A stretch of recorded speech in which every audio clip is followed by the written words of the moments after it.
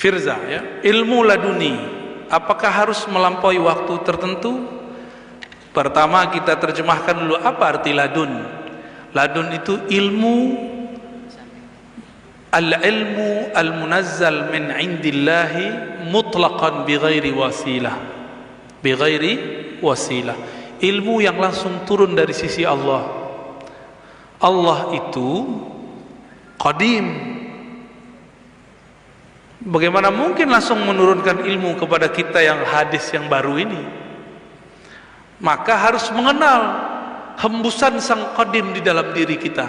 Tapi ingat, hembusan itu bukanlah Allah. Hembusan itu hembusan saja. Cuma ada beberapa orang kebatinan membawa nama tasawuf, dikira di dalam dirinya ada Tuhan. Enggak begitu.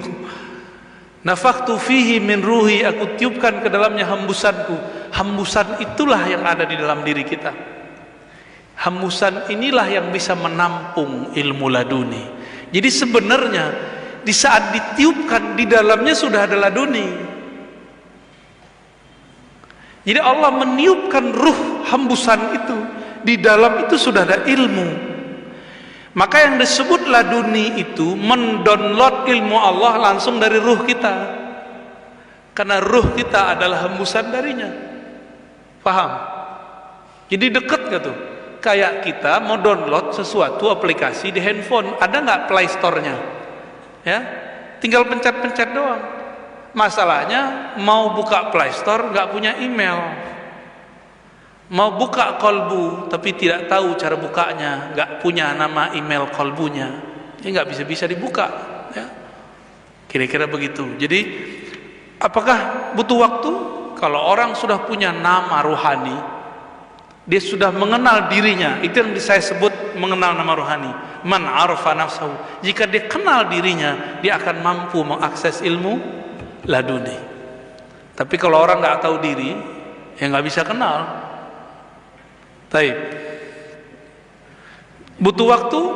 Enggak. Ilmu laduni itu turunnya detik per detik. 1 detik di dalam laduni sama dengan 70.000 ilmu di luar. Itulah maksud Nabi mengatakan 1 bab ilmu lebih afdol daripada 100 rakaat, 1000 rakaat. Karena sholat itu harus pakai ruh. Ruh itu tempat turunnya laduni. Maka orang yang nggak ngerti, kita lagi kajian subuh, masuk syuruk, dia sholat 2 rakaat, padahal kita masih kajian. Dia lupa ngaji ini lebih afdol dari sholat 2 rakaat. 1 bab ngaji lebih afdol dari 1000 rakaat. Cuma karena beramal pakai nafsu, nyalahin Ustadz nih udah syuruk masih ceramah aja. Emang ada kewajiban sholat syuruk? Emang ada kewajiban, keharusan kalau syuruk ceramah berhenti? Kan nggak ada. Kita aja yang nafsu dapat pahala, ya, tapi lupa yang sebenarnya. Cara menjaga keilmuan kepada para pemula, selain sanad, rajin membaca, zikir yang harus diawali sebelum belajar, apa yang standar? Cara menjaga ilmu, gitu ya.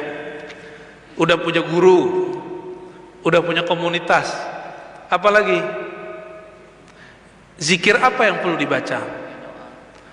Zikir yang mesti dibaca, zikir yang menenangkan kolbu. Kan ada zikir macam-macam. Zikir yang pakai angka-angka itu biasanya kolbu nggak tenang. Jadi zikir yang nggak pakai angka lagi, zikirnya langsung terhunjam ke dalam kolbu.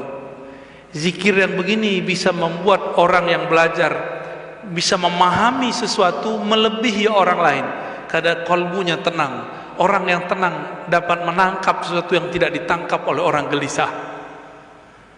Ketenangan yang mutlak itu ada di ruh. Makanya ilmu laduni itu sesaat saja itu sama dengan 70.000 ilmu di luar.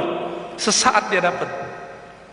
Makanya Nabi Muhammad itu sesaat saja naik ke aras, turun-turun sudah bawa semua pengetahuan alam semesta. Karena turunnya ke ruhani, simbolnya tubuhnya dinaikkan. Padahal itu sebenarnya adalah cara Allah Subhanahu wa taala memberikan penjelasan. Mau gimana pun asbab harus diambil. Asbab harus diambil. Jadi coba belajar zikir yang menenangkan kolbu. Jadi ada teman saya, mahasiswa jatuhnya ya, Dia nanya, Ustadz, nanti kalau saya belajar zikir, terhafalan saya hilang. Nah, ini godaan setan orang ngafal nih, supaya orang yang ngafal nih nggak pernah tersentuh ilmu zikir. Itu caranya. Berarti dia membenturkan antara ilmu zikir dengan ilmu hafal. Gimana cara jawabnya? Quran ente ngomongnya gimana? Ala bidzikrillah tatmainnul qulub. Sama nggak Quran kita? Sama kan surat Ar-Ra'd ayat 28 ada bunyi lainnya. Oh, itu pasti Qurannya beda tuh. Ketahuilah hanya dengan menyebut nama Allah kalbu jadi tenang. Orang baru bisa takrir cepat kalau kalbunya tenang. Jadi coba nih takrir lagi gelisah, bisa nggak? Nggak bisa. Dia ikutlah talqin zikir, belajarlah di zikir qalbu. Semenjak saat itu kalau mau ada khataman dia tidak perlu tergesa-gesa lagi. Dia cukup zikir sebentar, nanti dia ingat-ingat. Dan cara menghafalnya enak. Jadi takrir yang dimulai dari qalbu lebih cepat daripada takrir yang dimulai dari ra'yu. Ya, pikiran. Capek kalau pakai ra'yu, bisa jadi ancaman. Ini bisa stroke. Ini bisa lupa. Ini bisa bercabang, ya. Apalagi antum nih ya, yang galau-galau ini, itu bentar-bentar udah hilang tuh. Jadi sebenarnya bukanlah maksiat yang bikin hafalan hilang, tapi pikiran bercabang. Maksiat itu salah satu yang bikin bercabang, gitu, ya. Bukan sekedar maksiatnya, tapi efek maksiat di pikiran itu. Maka Imam Syafi'i hilang hafalannya cuma dengan melihat aurat lawan jenis, karena waktu itu susah melihat aurat. Sekarang kita baru keluar, nggak perlu kita lihat lirik-lirik, dianterin gitu ya. Mau gimana lagi? Ya, baru hafal kulhu langsung hilang. Nggak juga, nggak hilang-hilang kan kulhunya dari dulu, nggak hilang-hilang. Karena antum nggak pernah pecah fokusnya waktu baca kulhu. PD-nya bukan main ya. Qul huwallahu ahad. Ya, jadi zikirlah zikir qalbu yang menenangkan hati, maka ilmu yang kita serap akan tersimpan dengan baik. Wallahu a'lam bishawab. Masih ada waktu. Assalamualaikum warahmatullahi wabarakatuh. Sambil berdiri Bapak, sambil berdiri. Ya. Wah, ini pertemuan yang pagi tadi udah nanya nih. Borong lagi nih. Ya. Begini, Ananda Ar-Razi. Saya sering dengar bahwa Islam itu terpecah menjadi 73 firqah. Bukan Islam, Pak, umat. Islam satu. Satu. Inna dina indallahil Islam. Islam satu, nggak pernah terpecah. Umat terpecah 73. Gitu baru benar. Satu yang benar. Sampai hari ini saya berpikir sendiri, mana yang benar? Semua ngaku benar.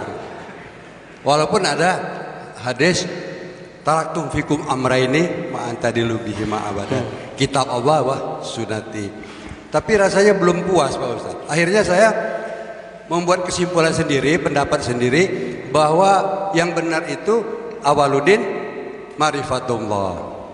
Man arafa nafsahu faqad arafa rabbahu. Nah, inilah kupikir yang benar Pak Ustaz. Mohon respon. Siapa namanya Bapak? Bapak siapa namanya? Oh, Pak Ustaz tahu, Muhammad Johnson. Itu artis itu ya. Iya, dia artis. Terkenal sendiri tuh. Muhammad Johnson. Ya, saya garis bawahi Islam cuma satu. Umat Islam yang berpecah-pecah. Terus kita sedih, ya sedih. Tapi itulah kehendak Allah. Dan Allah sendiri mengatakan ada 3 ayat minimal di Quran. Ya, dan Allah cuma mengandai-andaikan walau syaa rabbuka la ja'alahum ummatan wahidah.